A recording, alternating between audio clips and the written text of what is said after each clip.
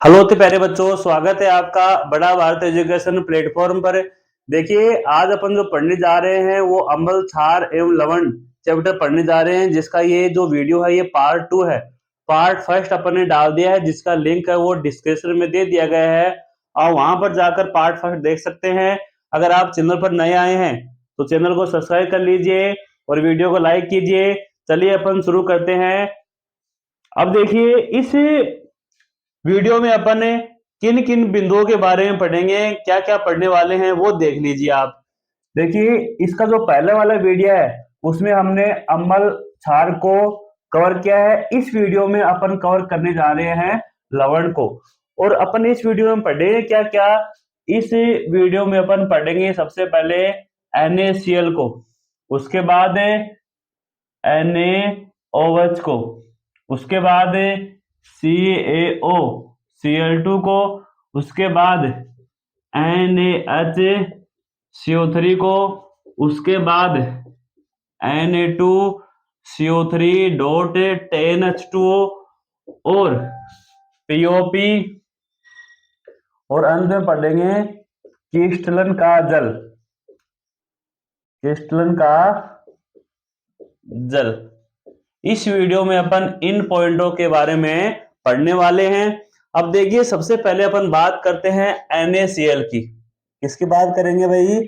NaCl की।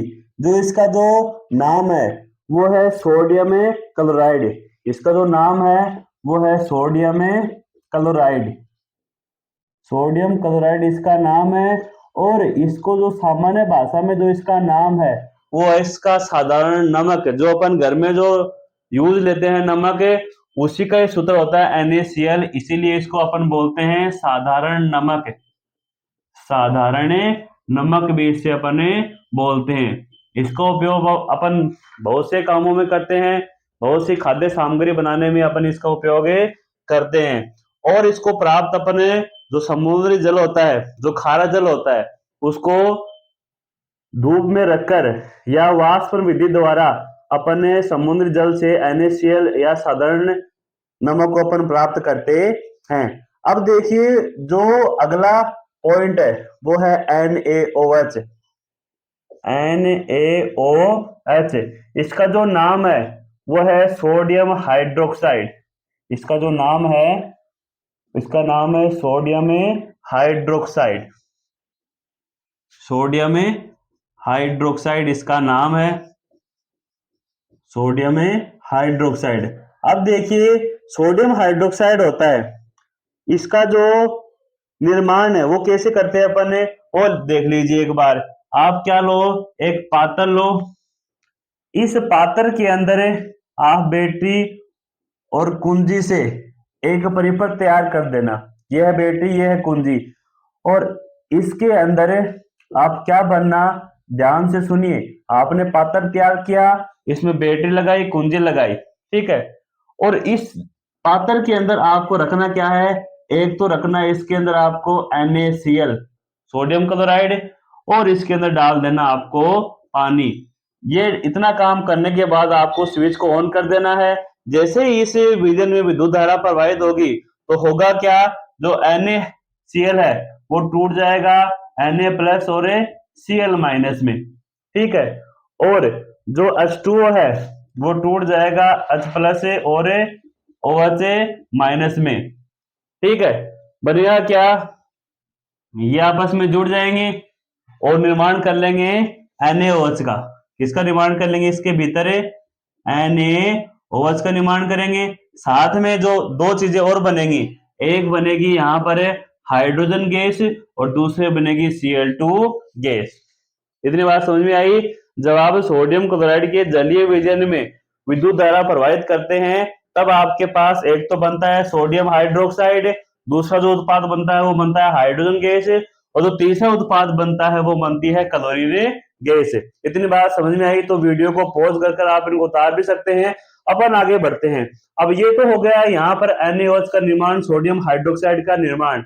अब देखिए, जो सोडियम हाइड्रोक्साइड है इसका उपयोग अपन कहाँ करते हैं, उसके बाद अपन देखेंगे कि जो हाइड्रोजन गैस है इसका उपयोग क्या काम में आता है और क्लोरीन गैस है क्या काम में आती है। तो देखिए सबसे पहले अपन बात करेंगे NaOH का उपयोग। देखिए NaOH का उपयोग अपन कहाँ करते हैं? NaOH का उपयोग धातु से ग्रीस हटाने में करते हैं। अगर किसी धातु के ऊपर ग्रीस लग जाए तो उसको हटाने के लिए अपन NaOH का उपयोग करते हैं। पहला उपयोग है इसका। दूसरा उपयोग कागज बनाने में NaOH का उपयोग होता है। जब अपन फैक्ट्रियों में कागज बनाते हैं तो वहां पर भी NaOH का उपयोग होता है। और साबुन और अपमार्जक, जो साबुन है और जो अपमार्जक है, सरफ है, उसको बनाने में भी अपन NaOH का उपयोग करते हैं। साथ में जो कृत्रिम फाइबर होते हैं उनको बनाने में भी अपन किसका उपयोग करते हैं? NaOH का उपयोग करते हैं। ये होते हैं NaOH के उपयोग धातुओं से ग्रीस हटाने में, कागज बनाने में, साबुन और अपमार्जक बनाने में और कृत्रिम फाइबर बनाने में NaOH का उपयोग होता है। उसके बाद देखिए H2 का उपयोग, जो हाइड्रोजन गैस है, इसका उपयोग अपन ईंधन के रूप में करते हैं। और भी बहुत सारे काम है, मैं यहाँ पर गिने चुने उपयोग इनके ले रहा हूँ। ईंधन के रूप में इसका उपयोग होता है हाइड्रोजन गैस का, और अमोनिया बनाने में हाइड्रोजन गैस का उपयोग होता है, और खाद बनाने में भी हाइड्रोजन गैस का वही उपयोग होता है। तो ईंधन के रूप में अमोनिया बनाने में और खाद बनाने में हाइड्रोजन गैस का उपयोग किया जाता है। और जो Cl2 गैस है, इसका उपयोग पानी को स्वच्छ करने में होता है, कीटनाशक के रूप में होता है, रोगाणुनाशक के रूप में होता है, और PVC पॉलीविनाइल क्लोराइड बनाने में भी Cl2 यानी क्लोरीन गैस का उपयोग होता है। एक बार फिर से देख लीजिए, जो NaOH है, इसका उपयोग धातुओं से ग्रीस हटाने में किया जाता है, कागज बनाने में किया जाता है, साबुन और अपमार्जक बनाने में भी किया जाता है, और साथ में जो कृत्रिम फाइबर होते हैं उसको बनाने में भी NaOH का उपयोग होता है। हाइड्रोजन गैस का जो उपयोग है, ये ईंधन के रूप में इसका उपयोग भी लिया जाता है, और अमोनिया बनाने में इसका उपयोग किया जाता है, और खाद बनाने में भी हाइड्रोजन गैस का उपयोग किया जाता है। और जो Cl2 गैस होती है, इसका उपयोग जल को स्वच्छ करने के लिए, और कीटनाशक, रोगाणुनाशक और PVC बनाने में भी इसका उपयोग होता है। तो ये इनके मैंने लिखा दिए उपयोग कैसे बनते हैं, ये अपन ने बातें कर ली। अगला पॉइंट देखिए, वो है CaOCl2। CaOCl2 जिसको अपन बोलते हैं विरंजक चूर्ण, जिसको अपन बोलते हैं विरंजक चूर्ण बोलते हैं। अब देखिए जो विरंजक चूर्ण है, इसको बनाते कैसे हैं वो ध्यान से सुनिए, ये इंपॉर्टेंट है। कैसे बनाते हैं देखिए, जो कैल्शियम हाइड्रोक्साइड है, कैल्शियम हाइड्रोक्साइड है, CaOH2 कैल्शियम हाइड्रोक्साइड। जब आप कैल्शियम हाइड्रोक्साइड में Cl2 गैस प्रोवाइड करते हैं, कौन सी गैस प्रोवाइड करते हैं? Cl2 गैस प्रोवाइड करते हैं, तब होता क्या है कि जो ये Cl2 गैस है, ये जुड़ जाती है इसके साथ, CaOCl2 का निर्माण होता है। फिर CaOCl2 का निर्माण होता है। अब एक तो बच गई ऑक्सीजन और दो बच गए हाइड्रोजन, जो कि साथ निकल जाते हैं जल के रूप में। तो इस प्रकार अपन विरंजक चूर्ण का निर्माण करते हैं, किससे? कैल्शियम हाइड्रोक्साइड से, जिसको अपन बोलते हैं भुजा हुआ चूना। इसको अपन भुजा हुआ चूना भी बोलते हैं, भुजा हुआ चूना भी इसको बोला जाता है। जब हम भुजे हुए चूने में क्लोरीन गैस प्रोवाइड करते हैं, तब अपन के पास विरंजक चूर्ण प्राप्त होता है, और साथ में क्या मुक्त होता है भाई? जल मुक्त होता है। अब देखिए विरंजक चूर्ण के उपयोग, इसका उपयोग अपन कहाँ कहाँ करते हैं। तो देखिए इसका नाम ही है विरंजक चूर्ण। इसका मतलब है कि विरंजन में, चीजों को रंगने में इसका उपयोग होता है। और कौन सी चीजों को रंगेंगे अपन? जो कागज और कपड़ा है, उसके विरंजन में उनको विभिन्न रंग प्रदान करने में भी इसका उपयोग किया जाता है। तो इसका उपयोग जो पहला है वो है कपड़ों व कागज के विरंजन में, कपड़ों व कागज के विरंजन में विरंजक चूर्ण का उपयोग होता है। उसके बाद जो इसका दूसरा उपयोग है वो है कीटनाशक के रूप में, कीटनाशक के रूप में इसका उपयोग किया जाता है। और साथ में इसका उपयोग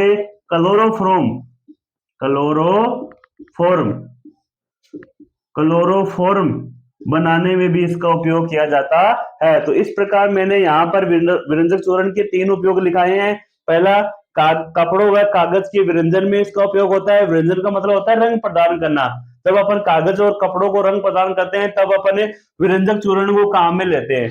और जो कीटनाशक होते हैं, कीट मकोड़ों को मारने में जो दवाई काम में लेते हैं, उनके भीतर भी विरंजक चूर्ण का उपयोग होता है। और जो क्लोरोफॉर्म होती है, जिसके सूंघने से आदमी बेहोश हो जाता है, उसके निर्माण में भी अपन CaOCl2 यानी कि विरंजक चूर्ण का उपयोग करते हैं। अगर आपको बात समझ में आई तो आप इसको नोट कर सकते हैं और साथ में कमेंट कीजिए कि आपको समझ में आ रहा है या नहीं आ रहा।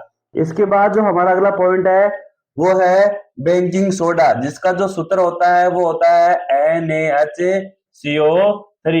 इसको बोलते हैं अपन बेकिंग सोडा। क्या बोलते हैं भाई? इसको बेकिंग सोडा बोलते हैं। इसके साथ इसको बोलते हैं अपन खाने का सोडा। क्या बोलते हैं भाई? खाने का सोडा, या फिर इसको बोलते हैं अपन मीठा सोडा। मीठा सोडा, इतने नाम है इसके। और इसका जो केमिकल नाम है वो देख लो, सोडियम बाइकार्बोनेट। सोडियम बाइकार्बोनेट, इतने नाम है इसके। जो आप रसोई घर में जो खाना को स्वादिष्ट बनाने के लिए जिस सोडे का उपयोग करते हो वही होता है बेकिंग सोडा या खाने का सोडा, मीठा सोडा, सब एक ही नाम है, एक ही नाम है सारे। और इसका जो सूत्र होता है वो होता है NaHCO3। ये क्या है भाई? ये बेकिंग सोडा है, खाने का सोडा है, मीठा सोडा है। इसका जो केमिकल नाम है वो है सोडियम बाइकार्बोनेट। क्या नाम है इसका? सोडियम बाइकार्बोनेट इसका नाम है। अब देखिए इसको बनाते कैसे हैं वो इंपॉर्टेंट है। तो बनाते कैसे हैं देखिए, जो NaCl है, सोडियम क्लोराइड है, इसके जलीय विलयन में, सोडियम क्लोराइड के जलीय विलयन में जब आप CO2 और अमोनिया गैस प्रवाहित करते हैं, सोडियम क्लोराइड के जलीय विलयन में CO2 और अमोनिया गैस प्रवाहित करने पर अपन के पास एक तो बनता है सोडियम बाइकार्बोनेट, और अपन के पास दूसरा जो उत्पाद बनता है वो बनता है अमोनियम क्लोराइड। तो अपन के पास अपन को क्या बनाना है? अपन को तो सोडियम बाइकार्बोनेट बनाना है, मीठा सोडा बनाना है, अपन को तो खाने का सोडा बनाना है, जिसका सूत्र होता है NaCO3। कैसे बनेगा? जब अपन ने सोडियम क्लोराइड के जलीय विलयन में CO2 और अमोनिया गैस प्रवाहित करते हैं तब अपन के पास जो उत्पाद बनता है वो बनता है NaHCO3, जिसको अपन बोलते हैं सोडियम बाइकार्बोनेट। तो इस प्रकार इसका निर्माण होता है। अब इसका उपयोग कहाँ होता है वो भी देख लीजिए। यहां पर लिखेंगे अपन इसके उपयोग। तो उपयोग देखिए, तो सबसे पहला उपयोग है वो है रसोई घर में स्वादिष्ट पकवान बनाने में इसका उपयोग होता है। तो अपन बोल सकते हैं कि जो स्वादिष्ट भोजन है, स्वादिष्ट भोजन बनाने में इसका उपयोग होता है। और साथ में देखो, भोजन को शीघ्रता से पकाने में भी इसका उपयोग होता है। भोजन शीघ्रता से पकाने में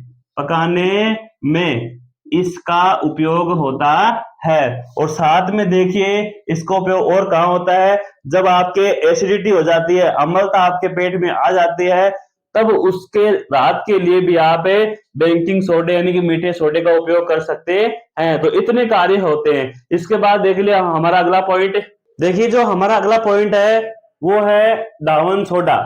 कौन सा है? दावन सोडा। इसी को बोलते हैं अपन वॉशिंग पाउडर या धोने का सोडा, जिसका जो केमिकल सूत्र होता है वो होता है Na2CO3.10H2O, यानी कि 10 जल के अणु इससे जुड़े होते हैं। अब देखिए ये होता है दावन सोडा का सूत्र। इसको बनाते कैसे है वो इंपॉर्टेंट है। जो आपके पास जो मीठा सोडा है यानी कि NaCO3, जिसको अपन बोलते हैं सोडियम बाइकार्बोनेट, जब आप इसको गर्म करते हो, जब सोडियम बाइकार्बोनेट को आप गर्म करते हो तब आपके पास प्राप्त होता है Na2CO3, और साथ में यहाँ पर इसके साथ निकलता है वो निकलता है पानी और CO2 गैस।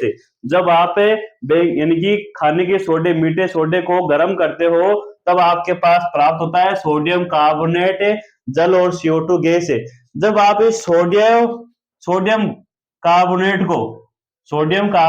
को 10 जल के अणुओं के साथ इसकी अभिक्रिया कराते हैं या इसे 10 जल के अणु जोड़ते हैं, तब आपके पास जो प्राप्त होता है वो प्राप्त होता है Na2CO3.10H2O, यानी 10 जल के अणु इसके साथ जुड़ जाएंगे।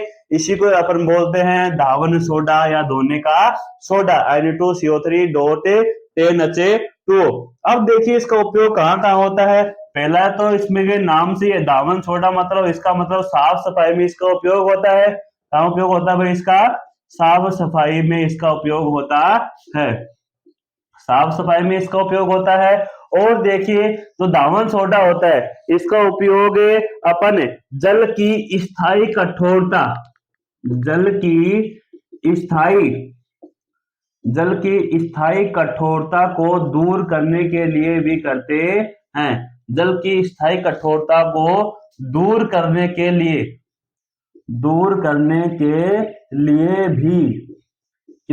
भी दावन सोडे का उपयोग करते हैं। ये इसका बहुत इंपॉर्टेंट क्या है भाई? उपयोग है कि जल की स्थायी कठोरता को दूर करने के लिए अपन क्या काम में लेते हैं? तो हम काम में लेते हैं दावने सोडा, जिसका केमिकल सूत्र होता है Na2CO3.10H2O, जिसका उपयोग अपन साफ सफाई के रूप में करते हैं और जल की स्थायी कठोरता को दूर करने में करते हैं। इसके बाद जो हमारी अगली हेडिंग है वो है पीओपी।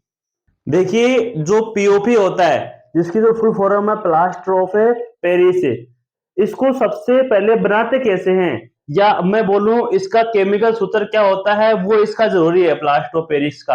आपसे पूछ ले कि पीओपी यानी कि प्लास्टर ऑफ पेरिस का केमिकल सूत्र बताइए, तो आप क्या बताओगे? ध्यान से देखना। प्लास्टर ऑफ पेरिस का जो केमिकल फॉर्मूला होता है, रासायनिक सूत्र होता है, वो होता है CaSO4। CaSO4 आगे लगाना है डॉट, फिर लिखना है आपको हाफ यानी कि आधा H2O। ये होता है प्लास्टर ऑफ पेरिस का केमिकल सूत्र। इसमें जो जल के अणु होते हैं वो आधे ही होते हैं, 1/2 अणु ही होते हैं, जल की मात्रा कम होती है, कहने का मतलब ये है।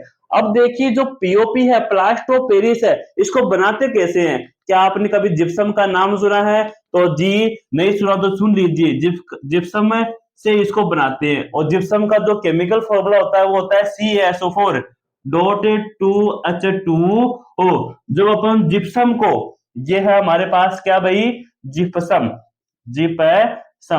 जिप्सम को जब अपन 373 केल्विन ताप पर गर्म करते हैं, जब अपन जिप्सम को 373 केल्विन ताप पर अपन जब गर्म करते हैं, तब हमारे पास जो प्राप्त होता है वो प्राप्त होता है CaSO4.12H2O, और इसी को बोलते हैं अपन पीओपी यानी कि प्लास्टर ऑफ पेरिस। और जो जल के अणु जो मुक्त होते हैं वो होते हैं 3/2 H2O, मतलब 1.5 जल का अणु बाहर निकल जाता है और प्लास्टर ऑफ पेरिस का निर्माण होता है। तो ये है, इस प्रकार प्लास्टर ऑफ पेरिस का निर्माण होता है। किससे निर्माण होता है? जिप्सम से प्लास्टर ऑफ पेरिस का निर्माण होता है। और कितने केल्विन ताप पर जब इसको गर्म करेंगे तब होगा? तो आप बोलोगे 373 केल्विन ताप पर जब आप जिप्सम को गर्म करते हो तब हमारे पास प्राप्त होता है पीओपी। और जो पीओपी होता है इसका उपयोग अपन खिलौने बनाने में करते हैं, खिलौने बनाने में करते हैं। और अगर किसी व्यक्ति का हाथ पैर टूट जाए, क्या टूट जाए? हाथ पैर टूट जाए, तब इस हाथ पैर टूटे हुए हाथ पैर को जोपने के लिए जो डॉक्टर प्लास्टर करते हैं सफेद उसको प्लास्टर करने में अपन किसका काम में लेते हैं? प्लास्टर ऑफ पेरिस को। अर्थात उसके अंदर प्लास्टर ऑफ पेरिस होता है, पीओपी होता है, जिसको अपन हाथ पैर टूटे हुए हाथ पैर को जोपने में काम में लेते हैं। तो ये है इस प्रकार इसका प्लास्टर ऑफ पेरिस का उपयोग। इसके बाद एक छोटी सी हेडिंग है जिसका नाम है क्रिस्टलन का जल, जिसका नाम है क्रिस्टलन का जल। तो देखिए बड़ी इंपॉर्टेंट हेडिंग है जिसका नाम है क्रिस्टलन का जल। अब देखिए कौन सा जल होता है? देखिए लवण की एक सूत्र इकाई में, कोई भी आपके पास लवण है उसकी एक सूत्र इकाई में उपस्थित जल के अणुओं की संख्या को बोलते हैं क्रिस्टलन का जल। फिर से सुन लीजिए, लवण की एक सूत्र इकाई